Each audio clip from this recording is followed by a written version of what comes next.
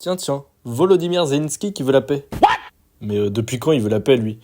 Mais depuis que son chat de daron, qui est Donald Trump, lui a mis une petite claque derrière la nuque et lui a dit « Bon, maintenant, ça file droit ». Oui, parce que quand c'était devant les caméras et qu'il se croyait encore tout permis, il se permettait de lui répondre. Mais quand il a vu que son pays allait sombrer dans la clochardise, il s'est dit « Bon, le daron américain qui est plein de sous, je vais peut-être commencer à lui sucer la bite. » Parce que oui, il veut travailler sous la ferme juridiction de Donald Trump, bien sa grosse main sur ma nuque, là. Et oui, donc ce qu'il propose, c'est une trêve dans les airs et en mer. Et là, on se dit, mais pourquoi pas une trêve totale? Parce que le frérot, il a pas lâché l'affaire, en fait. Il se dit que, bon, les États-Unis vont nous couper notre aide. Qu'est-ce qui va nous rester? Bon, à peine de quoi faire la guerre ou sur le sol.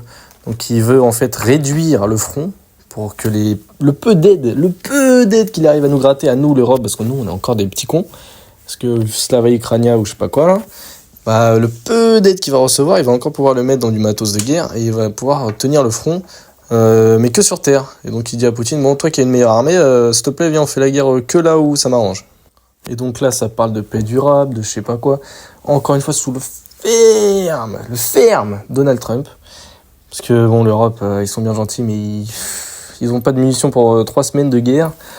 Donc ça va pas le faire. Il le sent que ça tourne, parce qu'avant c'était ouais. Habillé toujours avec ses habits de clochard là. Et maintenant la réalité l'a rattrapé, il va s'en prendre plein les dents. Et puis là on se doute bien que c'est parce que les États-Unis leur donnent plus d'argent qu'ils arrêtent. Parce que c'était pas par courage, c'était pas par rébellion ou je ne sais quoi, non. Parce que s'il y a plus d'argent à détourner, bah le frérot, c'est pas très bon pour les affaires, si vous voyez ce que je veux dire. Et puis là, c'est le classique, tu vois, tu t'es embrouillé avec ton daron, tu lui as dit qu'il se fait enculer, tout ça, parce qu'il a dit non, que tu regardes la télé comme un gros geek jusqu'à 23h, sauf que tu te rends compte que ton daron, en fait, si tu lui fais la gueule, bah, il t'achète plus rien. Donc après, tu vas le revoir, mais t'essaies de garder ton ego, donc tu lui dis pas, s'il te plaît, pardonne-moi, tu y vas et tout, tu dis oui, je veux bien arranger les choses. En réalité, il veut que ça, arranger les choses, parce que c'est son seul espoir. Et là, mais encore heureux que t'es reconnaissant, enculé. Je sais pas combien de milliardaires ukrainiens ont pop depuis qu'on leur envoie des milliards. Mais c'est inquiétant. On devrait se pencher là-dessus. Et puis lui, je pense que l'économie qu'il met à ne pas s'acheter de vêtements de luxe, il doit avoir de belles baraques et de belles bagnoles quelque part. Moi, je vous le dis.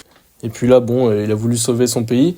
Sauf qu'à la fin, comment ça? Il va revendre les exploitations naturelles de son pays. Ah mince. Ah bah pour l'indépendance, pour la liberté, tout ça, c'est pas dingue. Est-ce que ça va aller vraiment la peine de faire la guerre? Ouais.